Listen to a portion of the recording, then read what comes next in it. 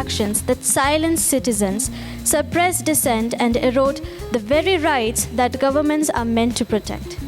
Italy recognizes the legitimate need to safeguard borders. As Denmark, we stand committed to promoting and protecting human rights worldwide.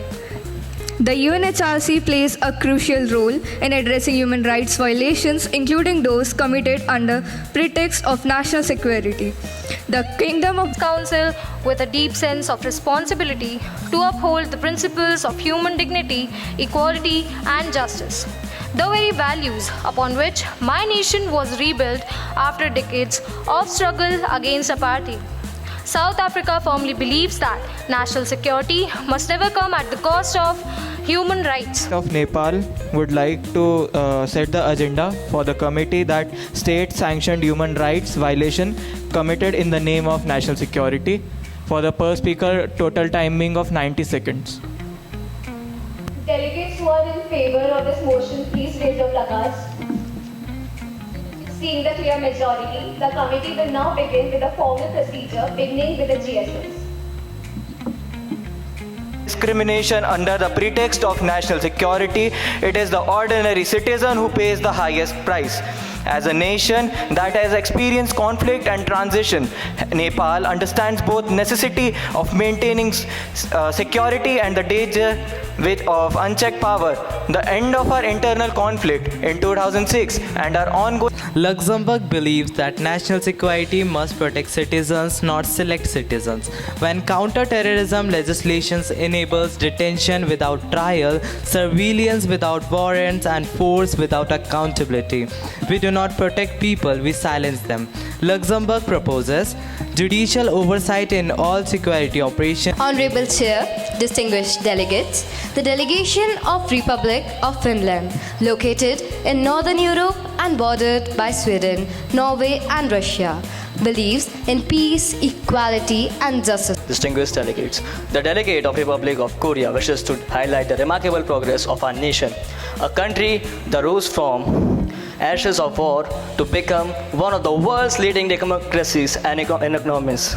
While some nations like China, Turkey and Iran remains closed off and controlled, on the other hand, South Korea stands open, a beacon of innovation, education and freedom through hard work, technology. That South Korea is moving forward rather than being the people of China and Turkey. I suppose that they should also state the facts. It is given by UN developing models that second largest developing economy is China and South Korea comes at the 9th place. Thank you.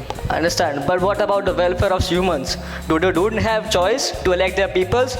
You have only one party. Netherlands strongly believes that security should never be used as a reason to harm people. The Kingdom of Netherlands is facing ongoing scrutiny regarding state-sanctioned human rights violation justified under the pretext of national security. In many countries, government says that they're protecting the nation, but in reality, they're hurting the citizens. Legal treatment. But to the contrary, in India, journalists seems to beat a safety net more than a press badge. There are still such issues to be taken upon that creates chilling effect. However, Spain acknowledges that challenges remain such an addressing. Thank you. Thank you, delegate. Next is Kingdom of Norway. Honorable Chair and delegates, the delegate of Norway takes the floor today to assert that debt is not a disease to be cured, but a discipline to be mastered. While several nations here criticize debt as exploitation, Norway recognizes it as an instrument of accountability, growth and reform. Debt, when managed responsibly, strengthens national institutions, demand transparency and pushes state to prioritize progress. Let us be clear, nations that borrow without vision, that misuse international aid, that depend endlessly on forgiveness rather than reform are not victims of the system. They are victims of their own mismanagement. Some Western countries which use human rights as a weapon to unfairly target and discredit others while masking their internal problems. Such practices. Federation firmly believes that national security and human rights are not opposing ideas but mutually reinforcing principles. However, in an era of global terrorism, cyber warfare and external interference, every sovereign nation must take decisive measures to protect its citizens and territorial integrity. Russia has faced several security challenges, from terrorist attacks in Belsen and Moscow to foreign-sponsored extremism in Kenya. These are not policies at all. They are acts of fear. Fear of criticism, fear of truth, fear of accountability. The United Kingdom does not claim perfection, but we claim principle. Our courts are independent, our press is free. Bring peace or bury truth, or to the state's conscience. True security can never exist without human rights.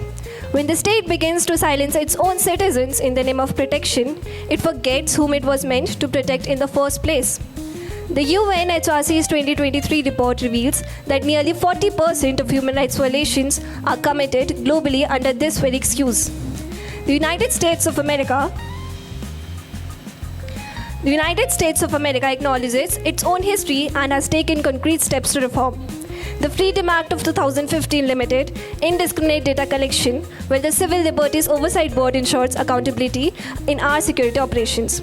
But this is not a single nation issue. It is a global pattern that threatens democracy everywhere. From detentions in China to suppression of media in Russia and to violence against civilians in Myanmar.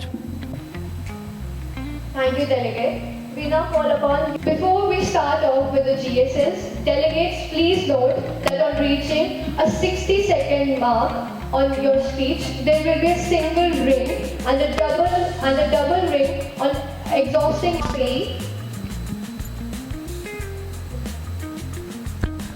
Present and voting. Please.